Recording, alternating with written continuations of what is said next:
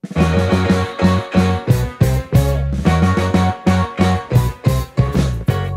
sa ating YouTube channel. Muli, ito si Teacher JM at tayo muling mag-aaral sa asignaturang Filipino 3 sa ikatlong markahan. Handa na ba kayo? Halina't tayo muling matuto ng ating aralin. At tayo ay nasa ika-6 na linggo, ikatlong markahan, Filipino 3. Ang ating paksa ay pagbibigay ng sariling hinuha bago, habang, at pagkatapos mapakinggan ang teksto. At ang ating layunin, sa araling ito, ikaw ay inaasahang maibibigay mo ang sariling hinuha bago, habang, at pagkatapos mapakinggan ang teksto.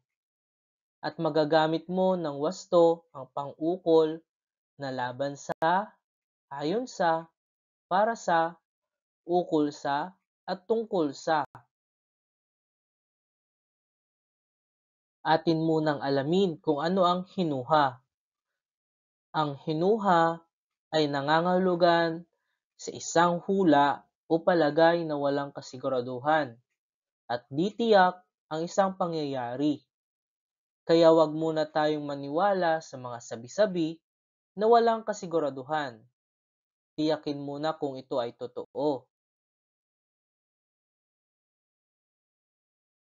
Alam mo ba na mahalaga ang pagbibigay ng sariling hinuha dahil ito ay tumutulong sa pagtukoy ng nilalaman at banghay ng mismong kwento.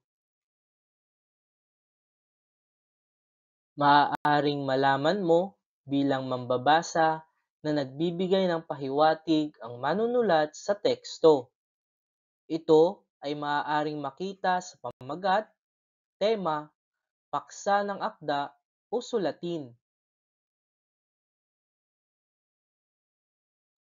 Ibinibigay ng manunulat sa mambabasa ang pagkakataon upang mas maging kapanapanabik ang mga gawain ng pagbabasa at maging ang pagkatuto.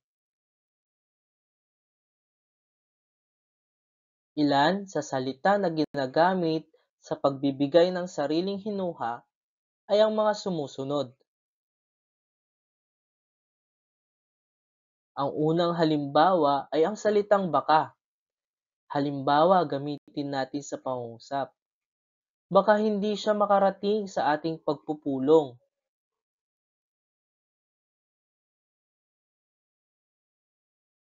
At ang pangalawa ay ang salitang marahil.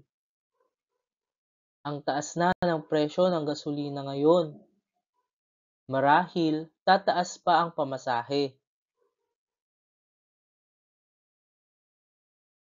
At ang ikatlo ay ang salitang siguro. Ang aking tatay ay may dalang pasalubong. Siguro siya ay bagong sweldo.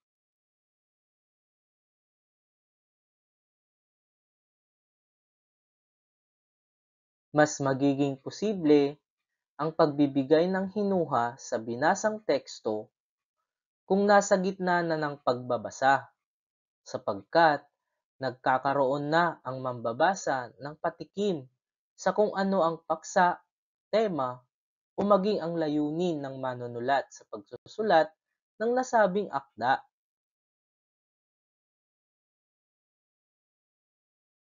Ang implikasyon naman ay maaari nang maganap kung tapos na ang pagbasa ng buong akda o sulatin. Kung sa pagkakataon naman na bitin o hindi malinaw ang dulo ng akda, maaari ding maghinuha ang mambabasa ng kanyang sariling interpretasyon sa posibleng wakas ng akda, kwento o sulatin.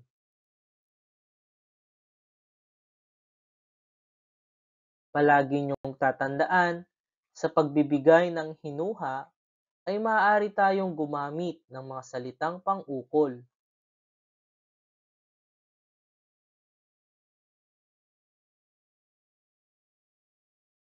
Sinasabing ang pang-ukol ay mga salitang nag-uugnay sa isang pangalan sa iba pang bahagi ng pangungusap.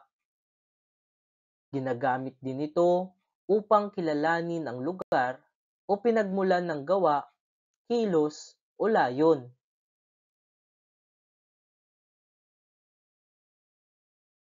Ilan sa mga halimbawa ng pang-ukol ay ang mga salitang sumusunod.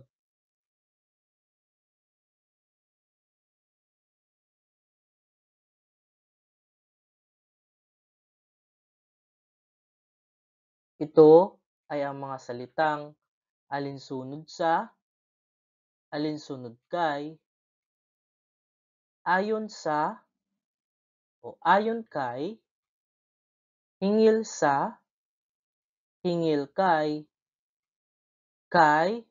o kina, labag sa o labag kay, laban sa, laban kay, mula sa, ni or nina, para sa o para kay, sa o kay, sa o sa mga, tungkol sa, tungkol kay, tungo sa, ng may, at ng wala.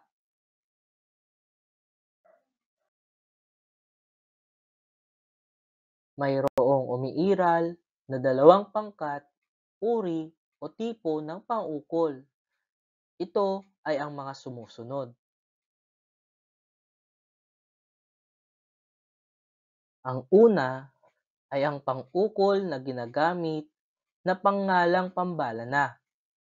Ito ay ang mga ukol sa, laban sa, hingil sa, ayon sa, tungkol sa, at para sa. Narito ang ilang halimbawa. Gumamit tayo ng ukol sa.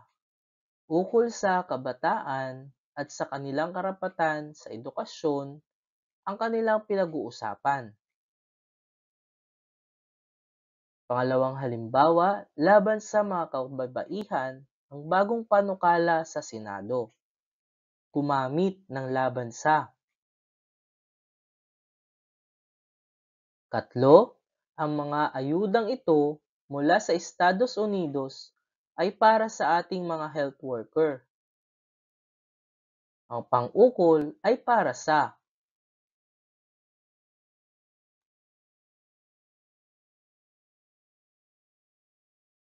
Pangalawa ay ang pang-ukol sa ngalan ng tanging tao.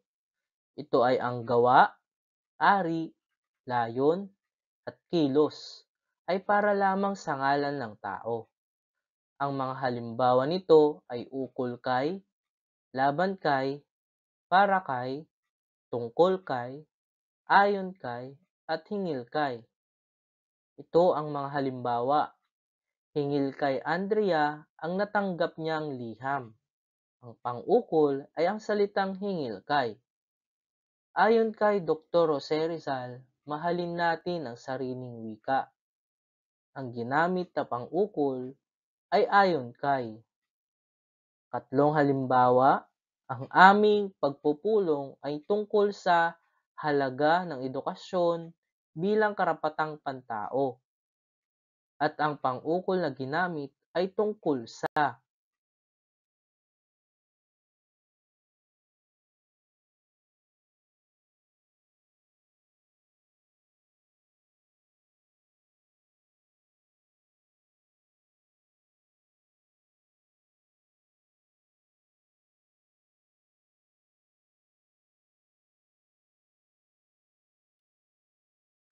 Marahil ay paparating na ang bagyo sa susunod na linggo.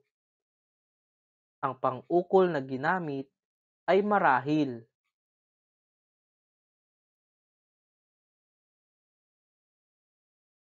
Pangalawa, baka papayagan ng lumabas ang mga batang edad 15 pataas sa susunod na buwan.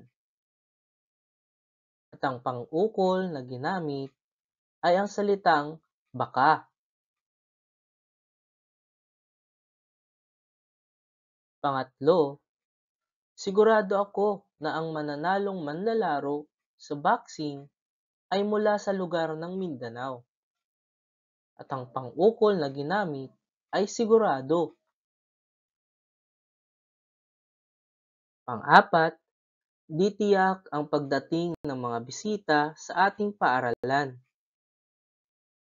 at ang pang-ukol na ginamit ay di tiyak.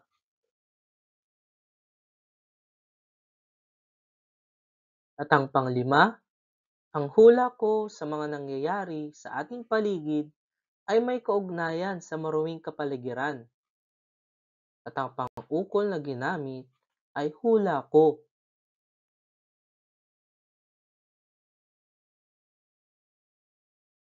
At ang pang-anim, walang kasiguraduhan ang pamamahagi ng ayuda sa ating barangay. Ang pang-ukol na ginamit ay walang kasiguraduhan. At ang pang-pito, marahil ay wala na tayong darating na dagdag sa ating sweldo. At ang pang-ukol na ginamit ay salitang marahil. At yan ang ating aralin sa ika-6 na linggo sa ikatlong markahan, Filipino 3. Ang pagbibigay ng sariling hinuha bago, habang at pagkatapos mapakinggan ang teksto. Sana ay marami kayong natutunan sa ating aralin. Hanggang sa muli, maraming salamat sa inyong pakikinig.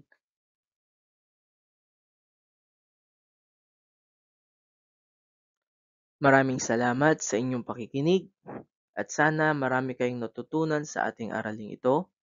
Muli, ito si Teacher JM at huwag kalimutang mag-subscribe, like at comment and share na rin sa ating mga videos. Maraming salamat. Paalam.